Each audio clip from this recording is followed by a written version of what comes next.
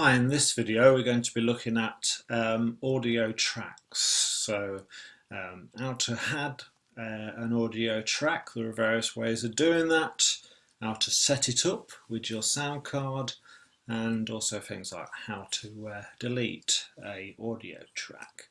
So if I wanted to add an additional track to this project, there are various ways that we can do it. We can click on this plus button there, which brings up the this sort of dialog box, which allows us to select the sound card. So we could change our sound card's preferences by clicking on the little arrow there.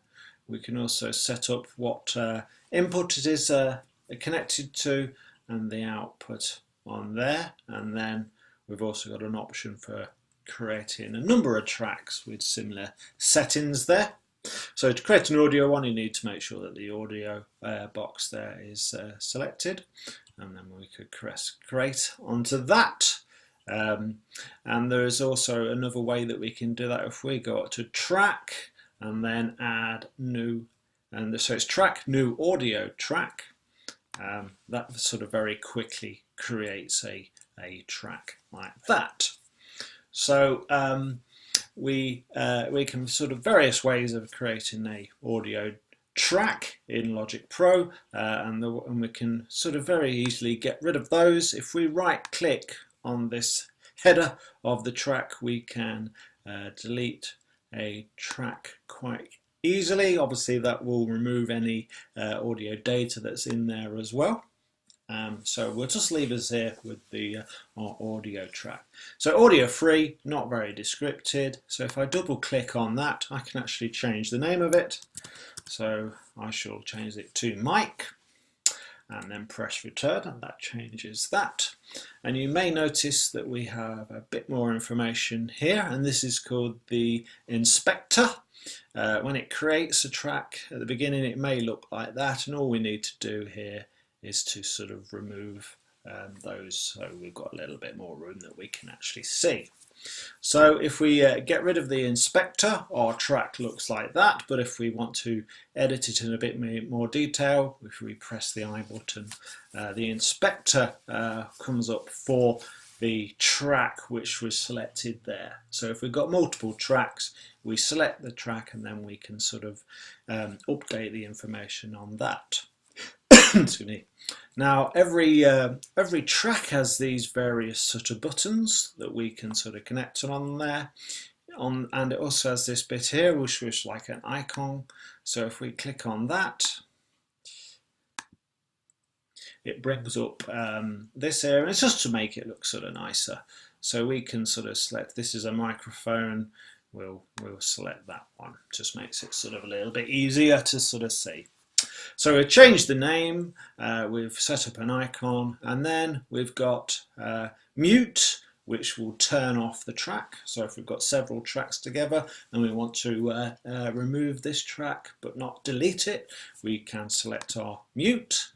And then we've got our solo function, which is solo, and solo is used when we want to listen to one track in isolation. So if you just want to hear the kick drum, for example, we'd go to solo, so we could hear that with muting all the other tracks.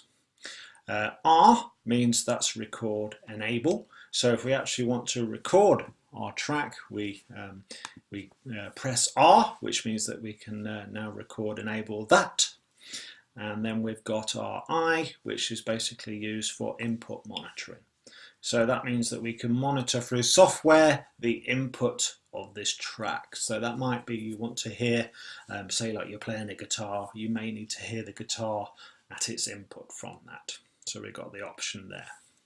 You'll see on this little section here, we have a meter, which is currently responding to my voice because this is a microphone in front of me. So we can sort of readily check that we've got something coming in there. And we've also got a little volume control there, so we can readily change the volume on that track there without bringing up the mixer or the inspector. And then finally on this section here, we have our pan button. So this allows us to pan our track in between the stereo speakers for either left and right. So you can change that left and right there. So looking over to our inspector section here, which we can hide or show by using the eye. This gives it a little bit more sort of control of our track. If we can basically set it up, and we can do things like EQ, etc. by using the track. If we wanted to have our track as a stereo rather than a mono track, we click on this little circle there, which gives us 2 circles, and that means that we've now got a stereo track that we're actually able to sort of work with. So you can also sort of click that again, and that gives us our mono track back again. So you'll notice that if we change the type of our track, we can it also changes the metering on that. And we've got various sort of types of tracks that we can actually do. We can do surround, for example. But we're just going to work in mono at the moment. So that's that section there. So if that's just one circle, it's mono. And then we've got this section here. If we click on there, and this allows us to select the input on our sound card that we are using to record. So in this case, my sound card has got 16 inputs, but I just want to use input 1, which is set up there. And again, we've got on our right here, we've got a little panner here, so we can sort of change that. And then we've also got our sort of meter here on there, which is, so it's like a little bit reproduced, but we've got a little bit more detail on there. So again, on the left we have a little fader which we can sort of move up and down if we want to change sort of the mix of it, and we've got mic, mix and solo and all the various buttons that we would have on